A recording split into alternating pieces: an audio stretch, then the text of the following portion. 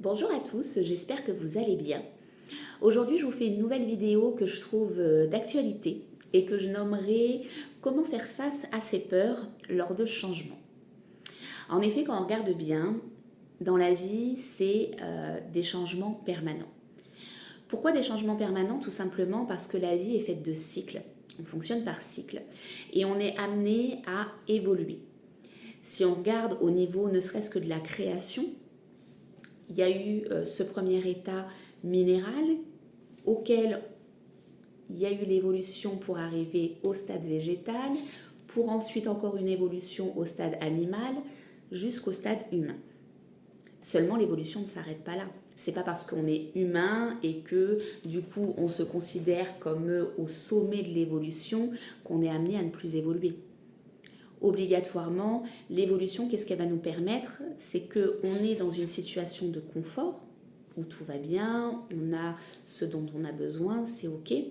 Mais si la vie ne vient pas nous bousculer, se mettre en mouvement pour nous apporter du changement et nous permettre de nous adapter à quelque chose de nouveau, on ne va pas évoluer. Parce que c'est forcément ce changement et cette sortie finalement, cette évolution et cet agrandissement de la zone de confort qui va nous permettre de pouvoir acquérir une nouvelle perception, une nouvelle conscience. Sinon, on serait toujours figé au même état où on arrive avec des conditionnements, avec des croyances qui sont liées à plein de choses, à notre éducation, à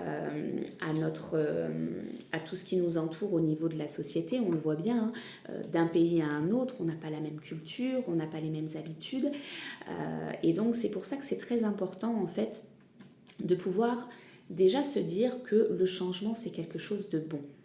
Quand il nous arrive des périodes comme ça où on se dit mais c'est pas possible, là tout allait bien, pourquoi on vient me chercher, pourquoi il se passe ça? Au premier abord, c'est quelque chose qui bouscule, c'est quelque chose qui nous amène à un déséquilibre, puisque on était arrivé à un stade où je suis bien, j'ai la maîtrise de la situation. Mais la maîtrise de la situation sur l'instant. On ne peut pas rester comme ça. Obligatoirement, la vie, quelque part, c'est être élève en permanence. C'est remettre toujours en question une vérité, une croyance qu'on a dans l'instant T pour pouvoir lui permettre d'évoluer et de s'élargir pour apprendre toujours quelque chose de nouveau et avoir un nouveau regard sur la vie pour nous permettre de nous sentir le plus en paix possible. Donc du coup, lors d'un changement, qu'est-ce qui va nous permettre de nous aider à affronter nos peurs? Ça va être ce qu'on appelle le lâcher-prise. Mais alors le lâcher-prise, c'est bien gentil, on l'emploie un petit peu à toutes les sauces, mais des fois, c'est pas évident de vraiment comprendre ce que ça signifie. C'est quoi lâcher prise? C'est je me dis, je fais confiance dans la vie, je m'assois sur le canapé et puis j'attends que voilà, tout se fasse à ma place et qu'on m'apporte ce qui est bon pour moi. Non. Ça sera un petit peu trop facile et c'est pas ce qui nous permettrait finalement de nous adapter. Puisque si on ne se met pas en action, ben, on ne suit pas, on n'est pas en capacité de suivre ce mouvement. Et si on ne suit pas le mouvement, ben, on s'enferme en fait. Et du coup, ça ne permet pas au mouvement naturel de la vie qui a voulu se mettre en place de pouvoir nous transporter à l'espace suivant. Donc du coup, ça va être effectivement mettre des actions. Mais dans ces actions, arriver à se détacher du résultat que notre perception étriquée sur le moment nous amène à projeter par rapport aux croyances et par rapport aux possibilités limitées qu'on pourrait avoir dans l'instant présent. Parce que généralement, on fonctionne toujours avec une perception limitée de nous-mêmes et du monde. On n'a pas une... Justement, le mouvement, c'est ce qui permet d'élargir cette perception et d'ouvrir le champ des possibles.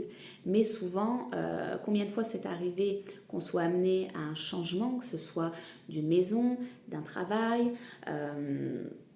d'une vie amoureuse, d'y mettre fin pour pouvoir passer à autre chose. Et dans l'instant présent, on se dit non mais c'est pas possible parce qu'il y a ça, il y a ça, il y a ça comme obstacle devant. Et ces obstacles-là, moi dans ce que je vois là à l'heure actuelle, c'est pas possible dans ma réalité d'y faire face. Donc là, on crée quelque part cet enfermement de se dire non, il n'y a pas de solution, alors que oui, effectivement, pour vous, il n'y a pas de solution là. Sauf que la vie, si elle vous a amené à se mettre en mouvement pour pouvoir créer ce changement-là, c'est parce qu'il y a des solutions, mais vous ne les voyez pas. Et pour pouvoir les voir, c'est là où on fait preuve de lâcher prise. Est-ce que vous me suivez jusque-là? Donc, si on résume bien, c'est mettre des actions, se positionner par rapport au changement auquel on nous amène. Par exemple, on cherche une maison. Voilà, on est amené à devoir déménager parce que l'ancien logement ne convient plus, parce qu'on a changé de région, parce que voilà, la maison, par exemple, comme moi, ça m'est arrivé il y a 2 ans, dans laquelle on était en location, est vendue. La vie nous propose un choix de changement de lieu de vie. Donc, qu'est-ce qu'on fait dans ces cas-là? Comme tout le monde, généralement, on va sur le Bon Coin, on va sur les petits sites d'annonces, on va dans des agences immobilières, on regarde ce qu'il y a, on a des critères spécifiques par rapport à nos besoins et on va commencer à entamer une action de recherche. Donc ça, c'est très bien. Au niveau de nos critères, c'est important de ne pas, dans ces cas-là, être trop fermé. Bien sûr qu'il y a des critères de base qui sont nécessaires. Je vois à l'époque, il y a 2 ans, quand je cherchais une maison, il me fallait 5 chambres, mais ce n'était pas un caprice.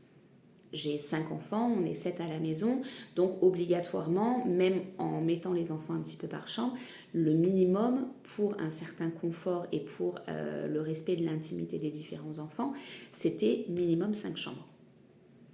Il y avait besoin d'un jardin, mais pareil, c'était pas un caprice, dans le sens où on avait des animaux, 3 chiens et des chats, obligatoirement, si on commence à mettre tout le monde dans la maison, on va pas être dans un confort de vie, donc du coup, et c'est pas un confort de luxe, c'est un confort pour voilà, le respect de l'intimité de chacun et du bien-être de chacun, donc c'est quelque chose de légitime. Donc des critères comme ça, c'est ok, c'est une validation quelque part parce que oui, il y en a nécessairement besoin. Seulement, il aurait très bien pu se passer, donc moi j'ai eu la chance de pouvoir trouver les critères que j'avais demandé sans avoir passé par un système tremplin, mais des fois on peut être amené pendant un certain temps, parce qu'il y a besoin de passer par là aussi, d'un tremplin, d'être logé chez des personnes pendant quelque temps. Mais voilà, c'est accepter en fait ce qui va se présenter à nous en ayant confiance et se positionner. Quand il y a quelque chose, par exemple, moi dans ce parcours-là, à un moment donné, une maison s'est présentée. C'était un coup de cœur, elle était magnifique, elle était juste idéale. On se positionne, ok, on la prend. C'est refusé. Bon, très bien. Justement, l'avantage qu'il y avait eu, c'était que j'avais commencé à me projeter dans cette maison. C'est vraiment une maison qui était un coup de cœur. Mais quand elle m'a été refusée, je ne suis pas restée à me dire « Ah mais c'est pas possible, comment je vais faire? Elle est refusée, c'est la seule maison qu'on a trouvée en 8 mois de recherche, on va se retrouver à la rue. » Commencer à rentrer comme ça dans tout plein de peur, dans tout plein de... Non, elle est refusée, c'est qu'elle n'était pas pour nous. En apparence, dans le leurre, c'était voilà, les paillettes aux yeux, la poudre de perlimpinpin à mes yeux, mais dans la nécessité vraiment pour le meilleur de moi-même et de ma famille, ce n'était pas cette maison. Et ça, je l'ai compris après parce que justement, quand 1 mois après, on a trouvé la maison dans laquelle on vit maintenant, eh bien, il se trouve que cette maison, c'était pile poil ce qu'il nous fallait. Pas dans le sens parce que c'était un coup de cœur physique. Parce que concrètement, la première fois que je l'ai visité, ça a été un peu la douche froide. J'ai dit, oh non, je ne peux pas habiter là-dedans. Et finalement, quand on regarde bien, c'était une maison où étaient proposés les loyers contre les travaux.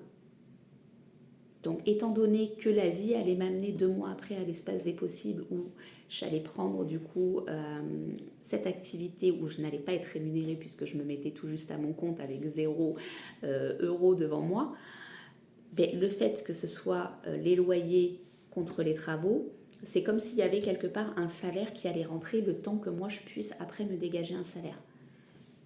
Donc du coup, c'était ok. Deuxième point, elle était située collée au collège de mes enfants. Je suis la seule à avoir le permis, j'ai 5 enfants, je vais de la crèche en faisant toutes les étapes, école maternelle, primaire, collège, etc. Donc là, j'allais limiter plein de trajets. On connaît à quel point dans les collèges, c'est des horaires un petit peu anarchiques. Il y en a un qui commence à 8 heures, l'autre qui commence à 10 heures. Et puis des fois, il peut y avoir des trous. Il faut aller en chercher un à 16 heures. Après l'autre, il faut aller le chercher à 17 heures. Donc là, ça allait vraiment me limiter. Les enfants allaient pouvoir rentrer à pied, avoir leurs clés. Et ça allait régler plein de problématiques.